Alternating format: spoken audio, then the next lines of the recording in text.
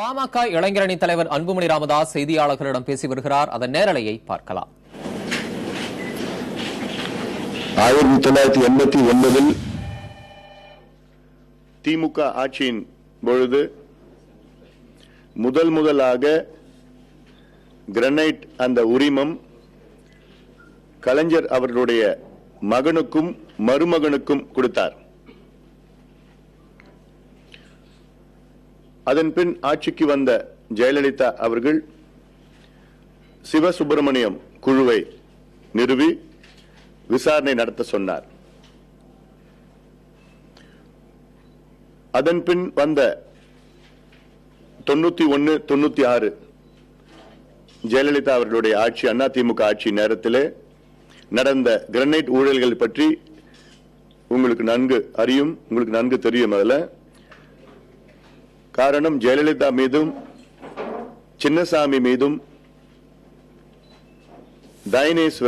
அதிகாரி தயனேஸ்வரன் மீதும் வழக்குகள் பதிவு செய்து சின்னசாமி அவர்களும் தயனேஸ்வரன் அவர்களும் கைது செய்யப்பட்டார்கள் கிரனைட் ஊழலுக்காக.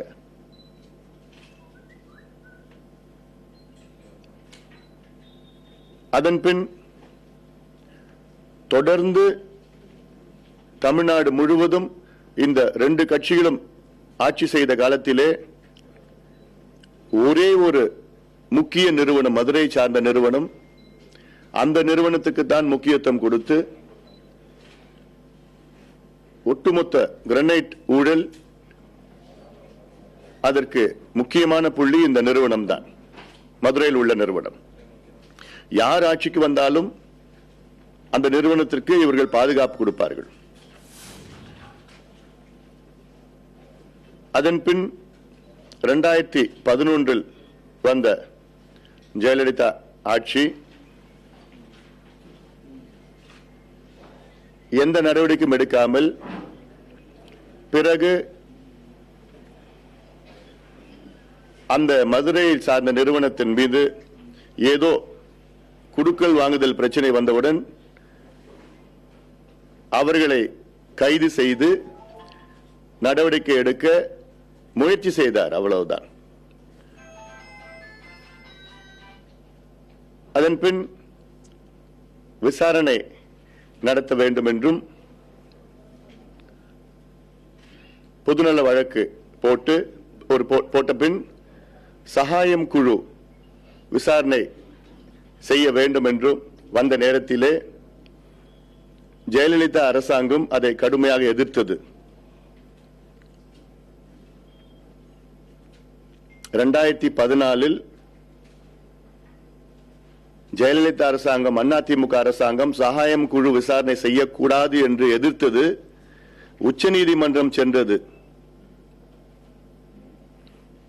ஆனால் உச்சநீதிமன்றத்தில் சகாயம் குழுதான் விசாரணை செய்ய வேண்டும் என்று தீர்ப்பு அளித்தார்கள். அதன் பிறகும் சகாயம் குழுவுக்கு எந்த உதவியும் மாநில அரசு செய்யவில்லை. இதற்கு சென்னை உயர்நீதிமன்றம் தமிழக அரசிற்கு 10,000 ரூபாய் அபராதம் விதிக்கப்பட்டது.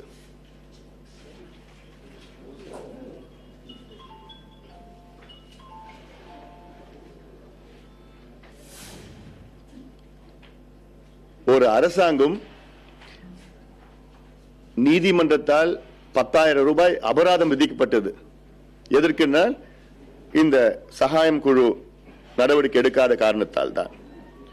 பிறகு சகாயம் குழு விசாரித்து எந்த ஒரு ஒத்துழைப்பும் இல்லாத சூழலில் அவர்கள் விசாரித்து நீதிமன்றத்தில் 1,10,000 கோடி ரூபாய்க்கு ஒரு அறிக்கை தாக்கல் செய்தார்.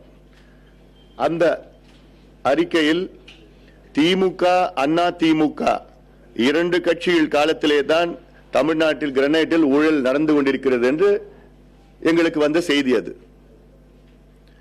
சகாயம் பரிந்துரையிலே இதற்கு சிபிஐ விசாரணை வேண்டும் என்று சொல்லியிருந்தார்.